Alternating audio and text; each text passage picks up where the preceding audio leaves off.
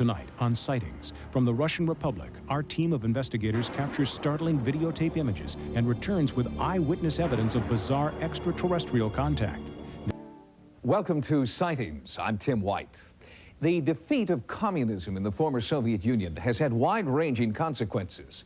For our Sightings investigative team, it has meant unprecedented access to secret documents and exclusive interviews about one of the most controversial UFO sightings in history.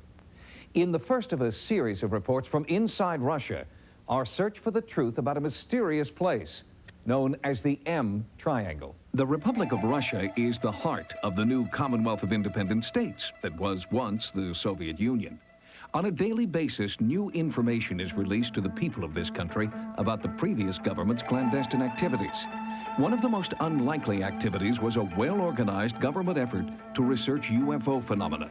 And today, that activity is spoken about openly at the Russian Space Center, especially by those who have been close to the Russian space program, like former Colonel Marina Popovich. We are presently standing at the Cosmonaut Training Center of Russia. It is where all the cosmonauts are still trained, even today. Some of the training includes the proper protocol in cosmonauts dealing with UFOs. As a colonel, I used to be a terrible skeptic, but when I see the government programs dealing with UFOs, I can't ignore this evidence. I've seen photos pilots have taken of saucers attacking planes. We're also now aware of recurring landing sites. I have absolutely no doubt that UFOs exist. It is impossible that in a universe this large, that's expanding so quickly, with new stars and planets being formed, that we are a unique planet that sustains life. A team of Sightings researchers set out to uncover new information about the Soviet government's UFO research efforts. Information that had been long suppressed was coming to light. Even as our investigation began, a guard involved in a routine examination of our credentials was eager to tell us about his own UFO experiences. 1.5 years ago, I was standing guard here at Lenin's tomb in Red Square when I got a message over the radio.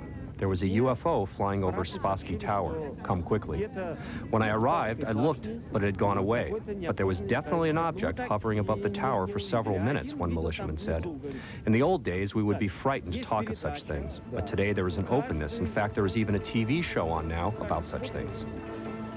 Once a week, Russians tune their televisions to UFO, Unannounced Visit, one of the most popular programs in the country.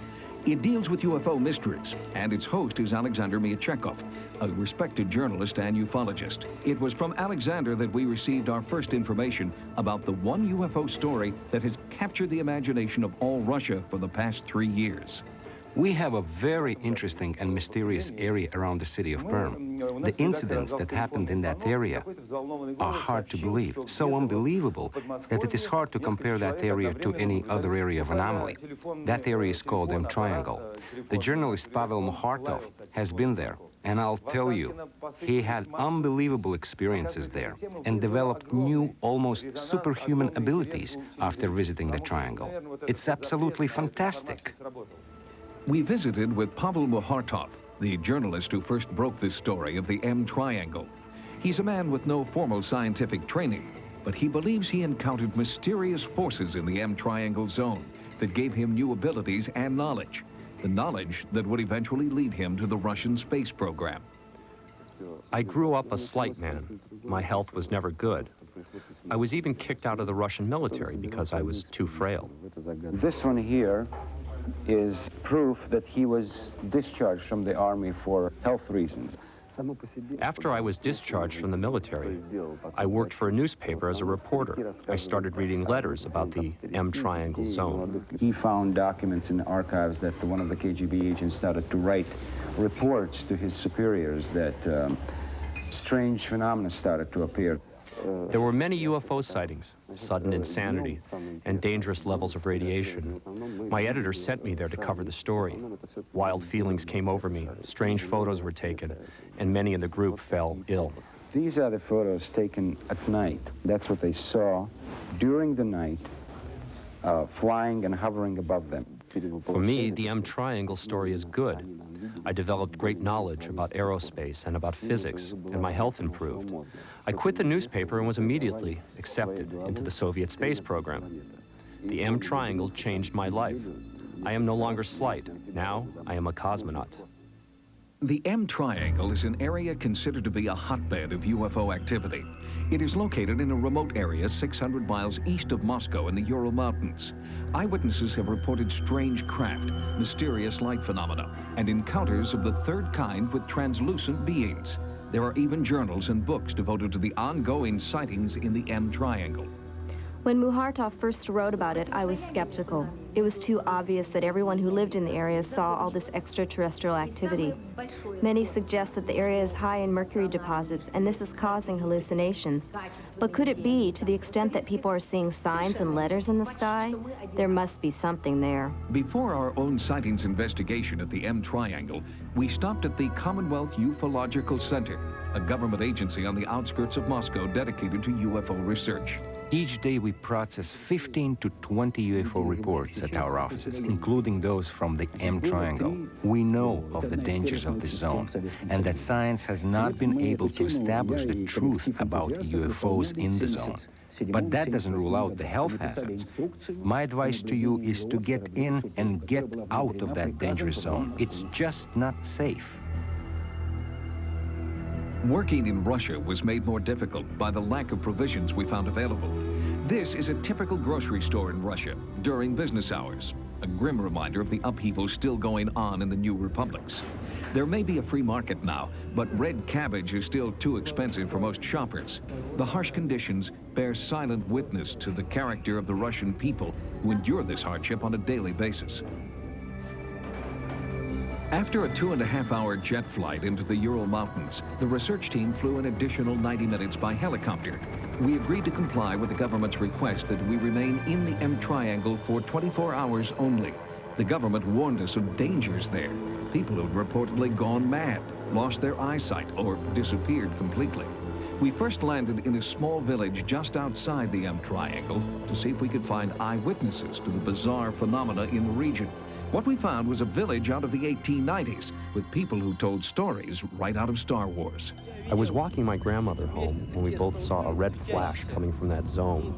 Lots of my friends have seen that too.